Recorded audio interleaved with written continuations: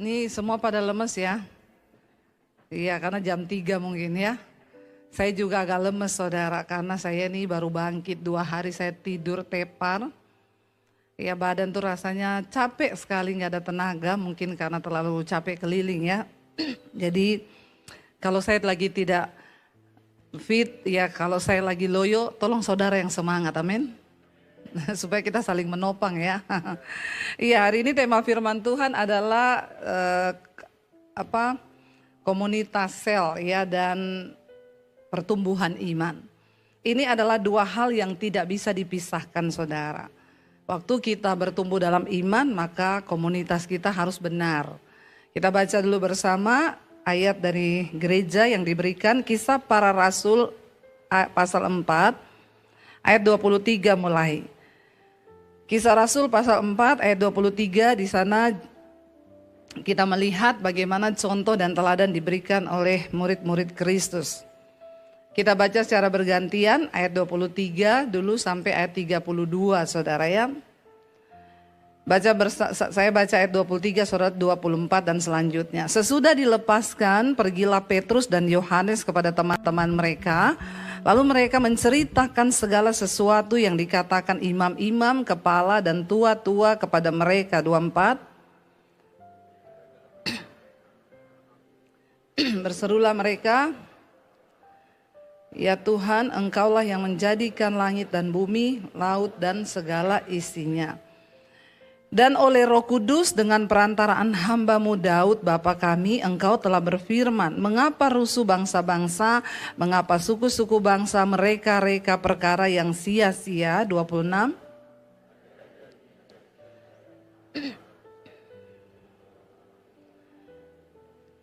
Sebab sesungguhnya telah berkumpul di dalam kota ini Herodes dan Pontius Pilatus beserta bangsa-bangsa dan suku-suku bangsa Israel melawan Yesus hamba-Mu yang kudus yang Engkau urapi. 28.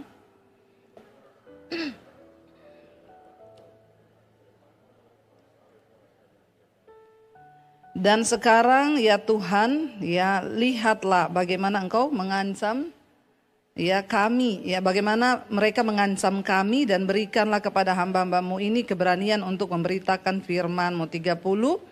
Ulurkanlah tangan-Mu dan untuk menyembuhkan, dan adakanlah tanda-tanda dan mujizat-mujizat oleh nama Yesus hamba-Mu yang kudus. 31. Dan ketika mereka sedang berdoa, goyanglah tempat mereka berkumpul itu, dan mereka semua penuh dengan Roh Kudus, lalu mereka memberitakan firman Allah dengan berani. 32. Adapun kumpulan orang yang telah percaya itu, mereka sehati dan sejiwa, dan tidak seorang pun yang berkata bahwa sesuatu dari kepunyaannya adalah miliknya sendiri, tetapi segala sesuatu adalah kepunyaan bersama. Kita lanjut 33. Dan dengan kuasa yang besar, rasul-rasul memberi kesaksian tentang kebangkitan Tuhan Yesus, dan mereka semua hidup dalam kasih karunia yang melimpah-limpah. 34 baca bersama.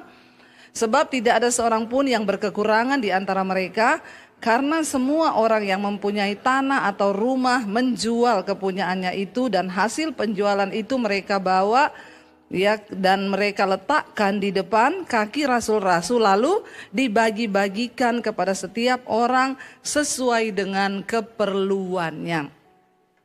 Bapak Ibu, kalau kita melihat di sini, kenapa kita perlu sebuah komunitas yang sehat? Saya percaya ketika seseorang mulai bertumbuh dalam iman, maka hal pertama yang harus dibereskan adalah komunitas. Katakan amin. Kita nggak mungkin bisa bertumbuh kalau komunitas kita masih komunitas yang lama. Ya, contoh dulu saudara peminum, pemabok, ya, perokok, penjudi.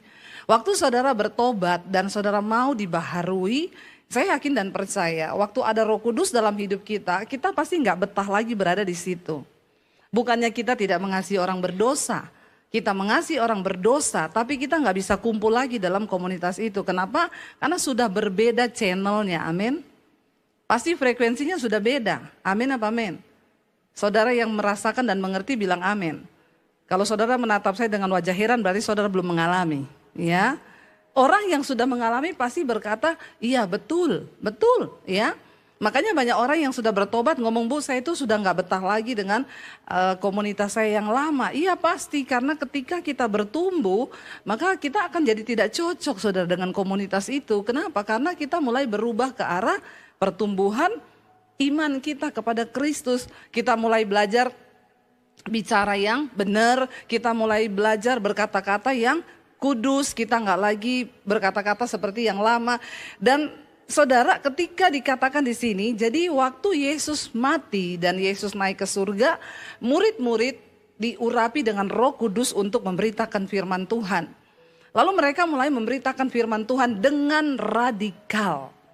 Ya, dengan radikal. Saya kayaknya melihat hari-hari ini udah jarang ya orang-orang seperti ini ya. Roh Kudus kan nggak mungkin berubah toh. Berarti yang berubah siapa? Roh Kudusnya kan tetap sama toh. Tapi sekarang ini saya bingung ya, jarang orang radikal ketemu orang ngomong Yesus gitu. Ya, malah sekarang kan malu kita ya kalau ketemu orang mau ngomong Yesus gitu, kayak mulut kita nih dilakban. Iya Pak ya? Halo? Ya, benar kan? Kita mau ngomong kebenaran tuh kayaknya aduh ya alergi banget ya, kita jadi ndak enak. Tapi kalau kita kembali ke zaman rasul-rasul ini, mereka ketemu orang sakit didoakan sembuh. Mereka ketemu orang, mereka memberitakan tentang Yesus. Lalu orang-orang Yahudi, kepala-kepala, imam-imam kepala mulai merasa terancam. Kenapa? Karena kok murid-murid ini semakin memenangkan banyak jiwa untuk percaya Yesus. Dan agama mereka, agama lama mulai ditinggalkan. Kenapa? Karena pemberitaan Injil ini mulai merasuk ke dalam jiwa orang dan membuat mereka percaya kepada nama Yesus. Lalu ini menjadi ancaman, sehingga apa yang dikatakan Daud tadi kita sudah baca terjadi. Dikatakan rusuh bangsa-bangsa, karena bangkit bangsa-bangsa untuk melawan yang diurapinya. Hari ini Yesus sudah nggak ada, tapi kita masih ada di dunia. Dan kita ini menjadi ancaman saudara, kalau kita hidup benar. Kalau kita hidup sesuai dengan firman Tuhan. Ya banyak orang akan tidak suka kita, kecuali kita masih tetap sama saudara.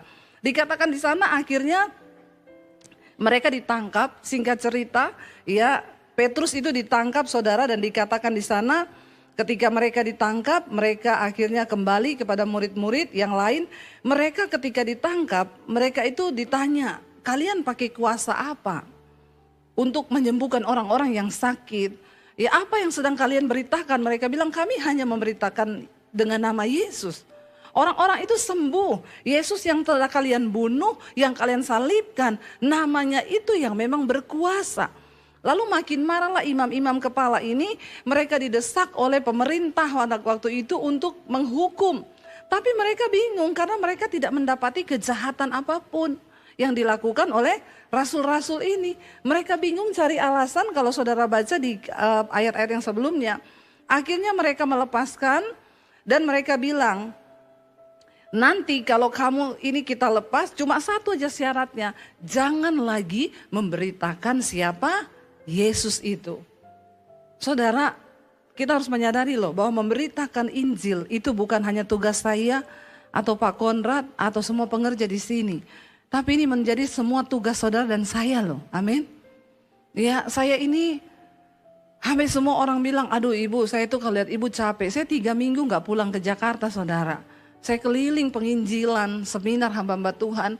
Bahkan besok pagi saya subuh harus berangkat ke Kepulauan Luwuk Banggai di Sulawesi Tengah. Ada seminar hamba-hamba Tuhan, 1.300 pendeta yang sudah berkumpul dari desa-desa. Ya, dan itu yang membuat hati saya ini membara. Semua orang bilang, ibu tuh ya harus berhikmat juga loh, jaga kesehatan, jaga ini. Saya percayalah, kenapa saudara? Ya, dan kita tuh besok ke sana itu pergi seminar saudara, KKR 2 malam, seminar 3 hari. Ya kalau mau dipikir ya capek saudara, kita bayar tiket sendiri, ya bayar hotel sendiri, gak dapat PK lagi. Tapi hati ini bergelora, kenapa saudara? Karena memang itu panggilan jiwa kita. Ya saya rindu untuk saudara juga tangkap ini gitu loh, di akhir zaman nanti. Tuhan gak tanya ketika kita menghadap Tuhan, dia nggak tanya hartamu berapa, dia nggak tanya rumahmu berapa, merek tasmu apa yang kau punya hari ini, mobilmu merek apa, enggak. Dia tanya, ya berapa banyak jiwa yang sudah kau bawa bagiku selama engkau hidup di dunia ini. Jangan merasa hidup ini santai. Karena kita akan menerima mahkota kehidupan kalau saudara bisa membawa jiwa kepada Kristus. Amin. Cari jiwa saudara juga nggak perlu kayak saya. Ya hari ini berangkat ke sana, kemana, saudara terbang ke sana. Itu panggilan saya sebagai penginjil saudara. Ya memang orang bilang, duh kayak nggak ada capeknya. Akhirnya capek juga saya kemarin tepar 2 hari saya tidur terus minum obat. Nggak flu saudara, tapi rasanya nggak ada kekuatan. Ya dan rasanya iblis mau menghalangi saya besok untuk terbang nih karena ada 1.300 hamba Tuhan loh. Ya saya ini sudah merasakan api yang begitu besar nih berkobar. Dan iblis kayaknya nggak suka. Tapi ini menjadi tugas dan tanggung jawab kita bersama untuk memberitakan Injil saudara. Saya rindu ya ketika kita dimenangkan, kita punya api itu ayo kita bawa.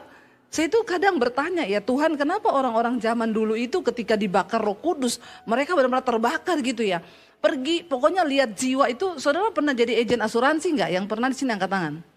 Saya pernah soalnya dulu saya ya pernah jadi agen asuransi. Setiap minggu jadi top agent saya. Bukan mau sombong, memang sombong. Setiap minggu jadi top agent. Kenapa? Saya lihat orang itu setiap kali lihat orang prospek nih harus nih closing hari ini. Itu saya kejar saudara. Dan setiap seminggu itu closing itu 6-7 orang. Bayangkan bagaimana nggak nama saya naik terus jadi top agent. Nah akhirnya dari situ saya belajar, oh ternyata menginjil itu harus seperti itu saudara. Saudara harus melihat orang itu seperti target yang harus saudara kejar sampai closing, amin. Nggak ada amin loh. Ya jangan puas hanya jadi Kristen. Tapi ketika Tuhan datang, engkau menghadap Tuhan, yang Tuhan tanya itu berapa jiwa yang sudah engkau bawa. Kalau ada temenmu, nggak usah jauh-jauh bicara, saudara berdoa Tuhan aku mau dipakai Tuhan, kirim aku ke Bangkok Tuhan. Untuk jiwa-jiwa yang ada di Bangkok, pret, kejauhan. Ya, nggak usah Tuhan, utus aku ke Alaska Tuhan. Ya di sana cuma banyak beruang saudara. Ya nggak usah lihat sekelilingmu, amin. Ada temenmu, ada saudaramu, ada sahabatmu yang mungkin belum bertobat. Tapi kalau dia Kristen gimana Bu? Sekarang ini justru banyak target kita ini orang Kristen yang belum sungguh-sungguh bertobat, yang hidupnya belum diubahkan. Dia beragama Kristen, tapi dia belum ketemu Tuhan Yesus. Tapi KTP-nya memang Kristen. Nah ini yang jadi target kita anak-anak muda. Ayo kau lihat satu jiwa itu. Terbakar nggak jiwamu itu untuk melihat. Bagaimana saya dulu, saya naik pesawat, saya naik apa aja. Orang yang duduk di sebelah saya ini saya pengen ceritakan tentang Yesus saudara. Ya. Sampai pernah di pesawat, saya duduk di pesawat ada ibu-ibu. Dia pamerkan anak-anaknya. Dia bilang gini, saya tanya ibu dari mana Bu? Oh saya dari rumah anak saya. Anak saya ini kaya banget Bu. Ya, dia itu kerjanya pokoknya minyak. Saya bilang licin ya, licin. Yang satu lagi di Belanda Bu. Ya. Dia kaya, yang satu lagi di Australia, anak saya kuliah di sana, cucu saya. Jadi saya ini setiap bulan ya ke Belanda, saya ke Australia, saya ke sini, saya ke situ. Saya dengerin dulu aja saudara, ini strategi penginjilan. Dengerin aja dia ngomong dulu. Sambil kita mempelajari pribadinya. Dari semua ceritanya ya, saya mulai tangkap nih ibu ini dia pamerin semua kekayaannya. Lalu ketika dia sudah selesai, saya bilang begini, jadi berarti ibu ini bahagia banget ya Bu, hidup ibu ya. Anak-anak kaya, ibu tiap bulan keluar negeri, berarti ibu bahagia sekali ya. Semua sempurna kayaknya ya, anak-anak ibu rumah tangganya luar biasa. Lalu dia diam. Dia bilang begini, ya itu dia Bu, saya ini sedih loh. Ternyata di balik kesombongan semua orang tuh ada cerita. Dia mulai curhat, saya itu sedih loh Bu, kenapa? Saya ini kan datang ke kota ini karena saya menghadiri sidang perceraian anak saya. Saya bilang, oh yang pengusaha minyak itu, yang tadi ibu banggakan, iya Bu. Oh terus? Makanya kasihan anak-anaknya, belum lagi anak saya yang ini, itu bermasalah istrinya selingkuh begini-begini. Lalu saya bilang, maaf Bu saya mau tanya, ibu kenal Tuhan gak?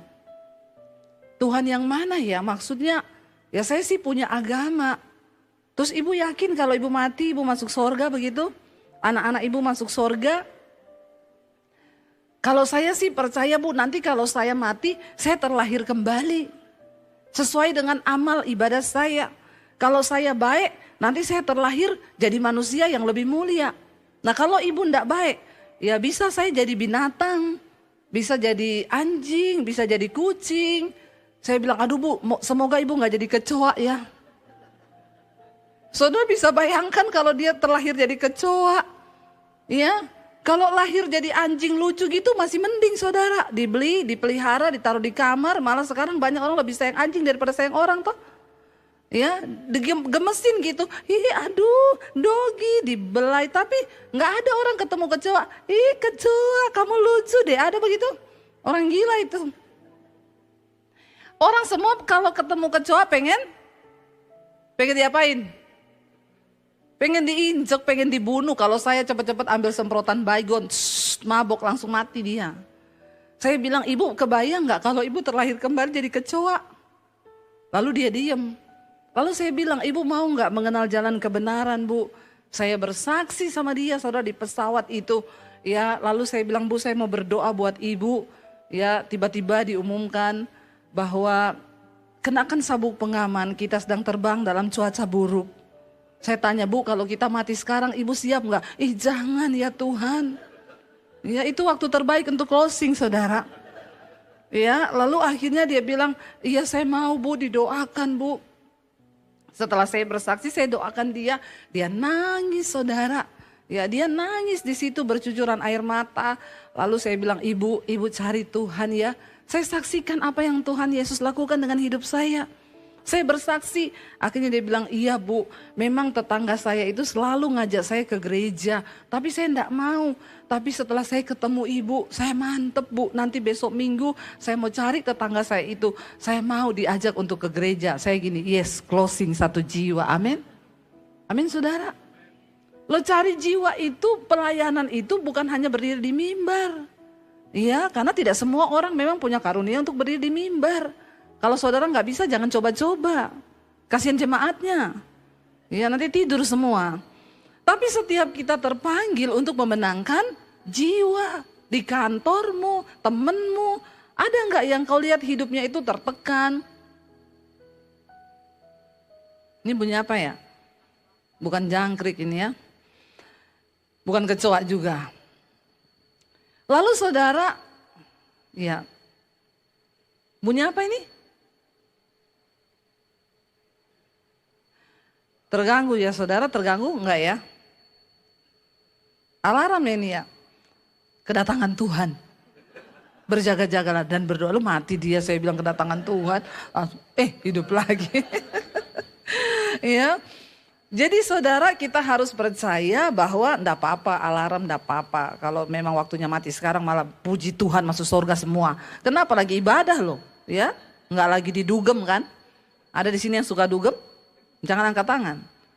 Saya baptis ulang saudara ya. Lalu saudara, ya kita nih selalu berpikir bahwa pelayanan itu di gereja, main musik, main ini. Kalau saudara menginjili orang dengan Roh Kudus, dengan api yang luar biasa, saudara menangkan 1 jiwa, saudara dapat upah ya bisa jadi upah saudara lebih besar loh daripada orang-orang yang kelihatannya pelayanan, tapi mereka nggak pernah menangkan jiwa. Jadi tolong taruh dalam hatimu hari ini bahwa ketika kita bertobat maka ada api Roh Kudus, itu yang dilakukan oleh para murid. Setelah itu ya kenapa mereka ada dalam satu komunitas? Ya karena dalam komunitas itu kita nih saling membagi api itu saudara, supaya kita sama-sama saling mengingatkan. Yang kedua, ketika mereka ya selesai ditangkap lalu mereka dipulangkan ya, lalu mereka cerita ke teman-teman mereka apa yang sudah dilakukan dan apa yang dikatakan oleh imam-imam kepala. Dikatakan lalu mereka itu berdoa bersama-sama. Ya, kenapa kita harus berada dalam satu komunitas sel yang sehat saudara? Karena dalam hidup kita mengikut Tuhan itu pasti ada tantangan, ada masalah. Nah kita ini perlu kekuatan. Waktu kita ketemu dengan orang-orang yang sama-sama dalam Tuhan, kita akan diberi kekuatan. Tapi kalau saudara berkumpul dengan orang yang gak dalam Tuhan, Saudara datang dengan masalah, saudara bilang, gua stres nih. Dia bilang, sama, gua juga lebih stres. Ya, dia bilang, saya ini langganan psikolog loh, katanya saya ini sudah level 4. Malah temanmu ngomong, gua malah level 5. Aduh, malah tinggi-tinggian stres, saudara. Tapi waktu kita ada dalam komunitas yang benar, ya di situ kita nih saling mendoakan. Itu yang terjadi ketika rasul-rasul ditangkap, mereka dilepas, mereka cerita kepada teman-teman di dalam grup. Lalu mereka dikatakan berdoa bersama-sama, dan ketika mereka sedang berdoa ayat 31, goyanglah tempat mereka berkumpul itu, dan apa? Mereka semua penuh dengan Roh Kudus. Lalu mereka memberitakan firman Allah dengan berani. Ketika kita dalam satu persekutuan sel begitu, firman Tuhan berkata, apabila 2-3 orang bersehati bersama di dalam doa, meminta apapun, maka Tuhan akan mendengarkan doa-doa mereka. Ada kesehatian, saudara, waktu kita dalam sel group atau di dalam bertumbuh dalam komunitas kita yang benar. Lalu kenapa kita harus memilih komunitas yang benar ketika kita bertobat, saudara? Karena saudara, firman Tuhan itu berkata begini, saudara, bahwa pergaulan yang buruk itu merusak kebiasaan baik. 1 Korintus 15 ayat 33. Iya, 1 Korintus 15 ayat 33, coba bisa ditayangkan, kita akan baca bersama 1, 2, 3. Janganlah kamu sesat, pergaulan yang buruk merusakkan kebiasaan yang baik. Ternyata waktu kita salah tempat pergaulan, kita itu bisa dikatakan sesat. Ya, janganlah kamu sesat, pergaulan yang buruk merusakkan kebiasaan yang baik. Jangan berpikir sesat itu, oh dia itu udah gak percaya Yesus. Oh sesat itu waktu dia berdoa di bawah pohon pakai asap-asap. Oh sesat itu dengan setan-setan. Anda salah bergaul, lalu saudara mulai mengikuti orang-orang yang punya kebiasaan buruk. Saudara bisa tersesat. Makanya ayat ini dengan jelas berkata, jangan kamu sesat. Pergaulan yang buruk merusakkan kebiasaan yang baik. Ada orang-orang yang terpengaruh akhirnya merokok. Kenapa? Ya saya di komunitas saya semua merokok. Ya saya nggak merokok, saya dibilang banci.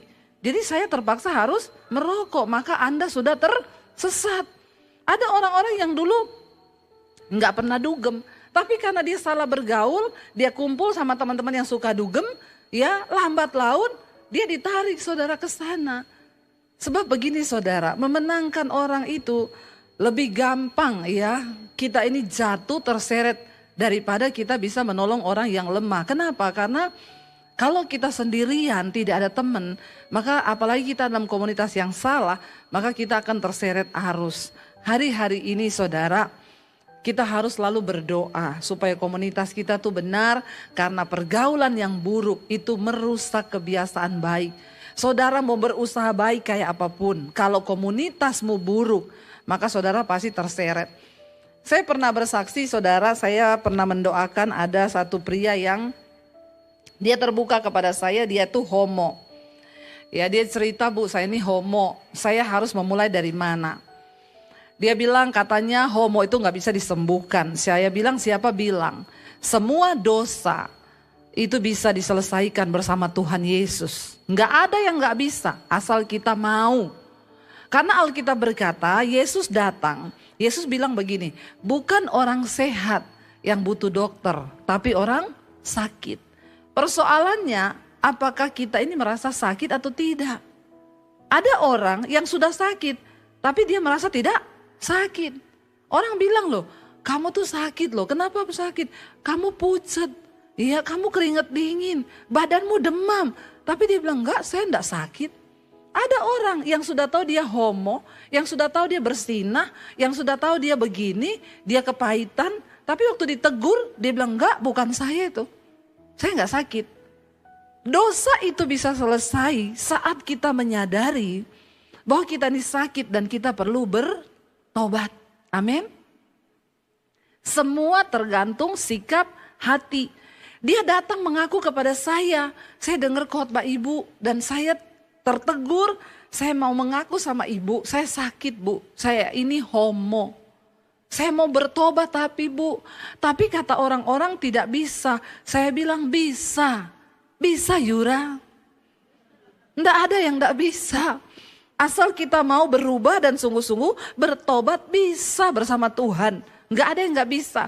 Akhirnya saya mulai membimbing dia, saudara. Lalu dia tanya sama saya, hal pertama yang harus saya lakukan apa? Kamu punya komunitas? Iya, mereka punya komunitas. Yang pertama di tempat gym. Ya, yang kedua memang ada, mereka bikin party-party ya. Pesta, seks bersama-sama, ya kaum homo itu di Indonesia sekarang banyak. Ya, saya bilang yang pertama keluar dari komunitasmu, ya blok semua komunitas-komunitas yang seperti itu. Karena kamu tidak akan mungkin bisa bertumbuh benar kalau kamu tetap ada dalam komunitas yang seperti itu. Lalu akhirnya dia mau, saudara. Dia mau, dia melakukan itu. Ketika dia mulai melakukan itu, dia buang komunitas yang akan merusak dia. Saya bilang sekarang kamu, ya kalau belum kuat enggak apa-apalah, nanti kamu apa-apa WA saya, tanya saya. Sekarang kamu perkuat dirimu, banyak dengar firman. Ada YouTube sekarang, di mobil, di mana saja kamu dengar firman. Itu bisa, saudara. Makanya dengan anak-anak muda sekarang saya mau bilang, kamu juga yang mulai jatuh cinta. Ya, sekarang banyak anak muda itu jatuh cinta membabi buta, saudara. Saya nggak tahu apa karena faktor umur atau apa. Udah jelas laki-lakinya itu enggak benar. Ya, kasar, merokok, minum, mabok, makan minta ditraktir lagi. Aduh, yang kayak begini langsung kau cepat blokir dia ya. Jauh-jauh dari hal-hal yang seperti itu. Supaya saudara enggak terlanjur jatuh lebih dalam. Lalu saudara ketika dia mulai keluar dari komunitasnya, mereka berusaha mencari. Tapi dia mulai berkata enggak, saya mau hidup benar. Itu yang harus pertama dilakukan. Karena dia menyadari bahwa pergaulan yang buruk itu merusak kebiasaan baik, saudara. Lalu dia keluar dari komunitas itu. Kenapa? Yang kedua kita harus berada dalam satu sel, komunitas sel yang benar. Karena kita membutuhkan nasihat. Firman Tuhan berkata dalam Mazmur pasal yang pertama, ayat yang pertama. Berbahagialah orang yang tidak berjalan menurut nasihat orang fasik, yang tidak berdiri di jalan orang berdosa, dan yang tidak duduk dalam kumpulan pencemooh. Ini bicara soal komunitas. Kalau kau berada dalam komunitas yang salah, engkau pasti juga akan menjadi salah. Engkau menerima nasihat yang salah. Ya, tapi ketika engkau ada dalam Tuhan, engkau mendengarkan nasihat yang baik, saudara. Dan kita lihat kembali kepada ayat tadi, saudara, kita lihat apa yang terjadi waktu mereka hidup bersama-sama, saudara. Dikatakan di sana ayat 32. Adapun ya tadi dalam Kisah Rasul pasal 4 ayat 32, cara hidup jemaat. Adapun kumpulan orang yang telah percaya itu, mereka sehati dan sejiwa. Luar biasa ya. Dan tidak seorang pun yang berkata bahwa sesuatu dari kepunyaannya adalah miliknya sendiri, tetapi segala sesuatu adalah kepunyaan mereka bersama. Kalau diterapkan zaman sekarang kayaknya udah susah. Susah apa susah? Ngaku, susah apa susah ini? Bayangkan loh, kepunyaan saya juga kepunyaan saudara. Ya. Tapi kepunyaan saudara juga kepunyaan saya, rugi saudara dong ya. Bayangkan ya, tapi ayat ini ngomong saudara, cara hidup jemaat mula-mula. Mereka sehati, sejiwa, ini yang penting. Makanya saudara juga kalau menjadi sebuah komunitas, jadilah komunitas yang sehati, sejiwa. Jangan ada orang curhat, curhatannya malah bocor kemana-mana. Itu yang bikin banyak orang kepahitan sama komunitas Kristen. Mereka gak mau lagi bergaul. Di dalam komunitas gak boleh pinjam uang. Amin. Kecuali orang tergerak memberi. Ya jangan pinjam. Yang begitu-begitu bikin rusak komunitas. Karena saya banyak dengar ngomong, Bu saya malas ketemu orang Kristen. Kenapa? Uang saya dipinjam gak dibalikin. Saya bilang, Bapak juga ngapain dipinjemin? Kalau hatimu gak rela, jangan pinjemin uang. Daripada bikin kau berdosa. Iya. Benar saudara. Nah ini kenapa mereka itu menganggap semua milik mereka adalah milik bersama. Karena mereka sehati sejiwa. Kalau ada yang tidak sehati itu yang bahaya saudara. Kenapa sekarang tidak bisa terjadi kayak dulu? Karena sekarang tidak sehati, tidak sejiwa. Jangankan dalam komunitas. Dalam rumah tangga aja istri sama suami banyak yang tidak sehati, tidak sejiwa kok. Harusnya kan suami istri itu soulmate. Amin. Tapi kan banyak yang udah gak bisa begitu. Apa yang menyebabkan terjadi perubahan di zaman sekarang? Ya gak tahu, mungkin tingkat dosanya semakin tinggi hari-hari terakhir ini ya. Lebih ngeri lagi kalau saya baca yang berikutnya. Dan dengan kuasa, ayat 33 dikatakan, dan dengan kuasa yang besar rasul-rasul memberi kesaksian tentang kebangkitan Tuhan Yesus, dan mereka semua hidup dalam kasih karunia yang melimpah-limpah. Wow ya, ketika kita hidup satu hati, satu jiwa, ada kasih karunia melimpah-limpah. Tapi ayat yang 34 ini tidak enak sih. Coba kita baca bersama, ayat 34. Sebab tidak ada seorang pun yang berkekurangan di antara mereka, karena mereka semua yang mempunyai tanah atau rumah menjual kepunyaannya itu, dan hasil penjualan itu mereka bawa dan mereka letakkan di depan kaki rasul-rasul, lalu dibagi-bagikan kepada setiap orang sesuai keperluannya. Kita zaman sekarang paling gini, aduh tolong ayat ini di stabilo hitam ya. Kayaknya gak sesuai ya zaman sekarang. Tapi catat baik-baik, zaman itu ini kerelaan mereka masing-masing. Bukan rasul yang minta-minta atau hamba Tuhan yang minta-minta. Saya mendengar ada satu orang jemaat cerita, Bu, saya sekarang gak punya rumah. Kenapa? Waktu itu ada pendeta suruh jual rumah saya untuk pelayanan misi penginjilan. Terus sekarang saya gak punya rumah. Saya bilang, ya kau pergi tinggal dengan tuh pendeta yang suruh jual rumah itu. Ya. Jangan datang sama saya, datang sama situ. Di sini dikatakan bukan yang suruh rasul-rasul loh, tapi mereka yang tergerak. Ya, mereka tergerak. Pada waktu itu mereka dalam satu komunitas saling berbagi. Tapi yang saya mau ambil intinya di sini adalah Alkitab berkata, di antara mereka tidak ada yang berkekurangan.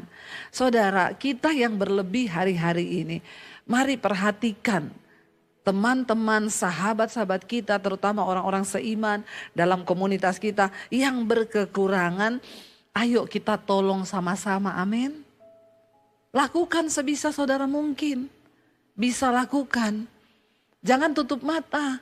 Karena ini cara hidup awal mula-mula. Berkomunitas itu saling membagi, saling memberi. Saya tidak suruh saudara jual rumah lo ya. Tidak usah jual tanahmu ya. Jangan jual mobilmu. Ya, tapi kalau kau tergerak silakan aja.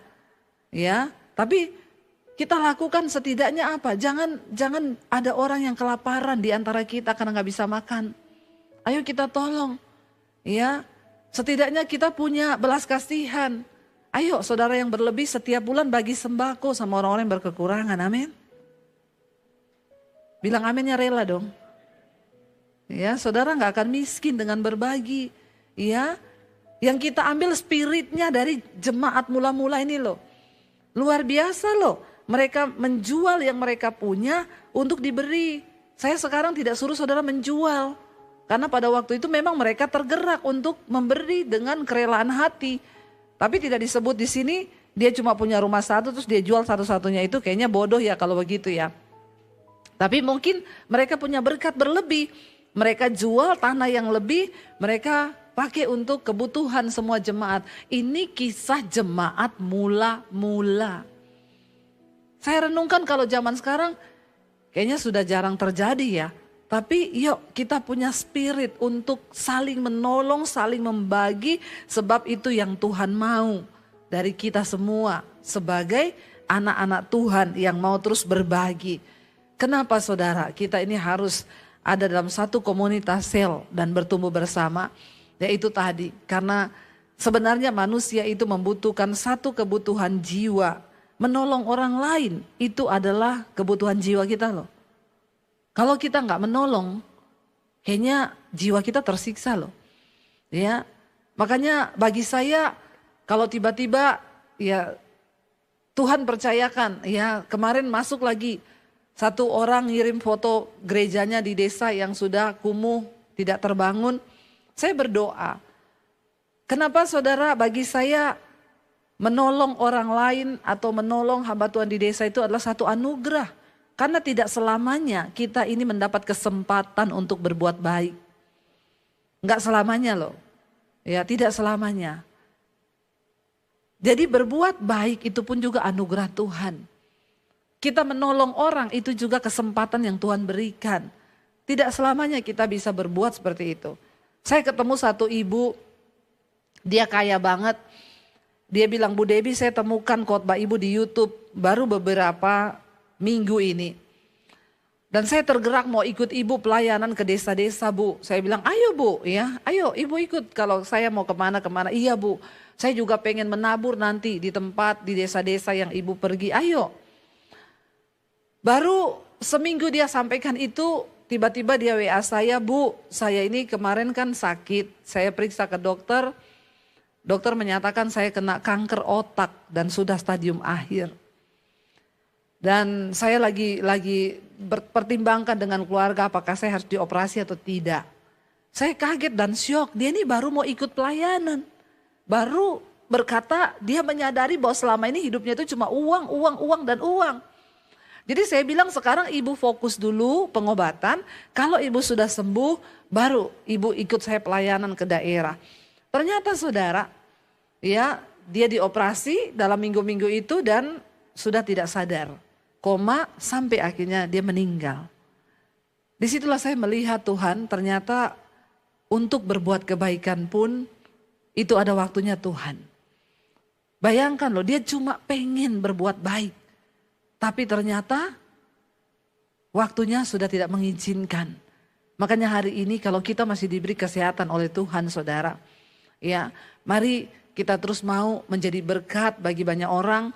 Ada di dalam satu komunitas yang sehat, ya setidaknya saudara jangan lupa hari Minggu itu datang ke gereja agar imanmu semakin bertumbuh.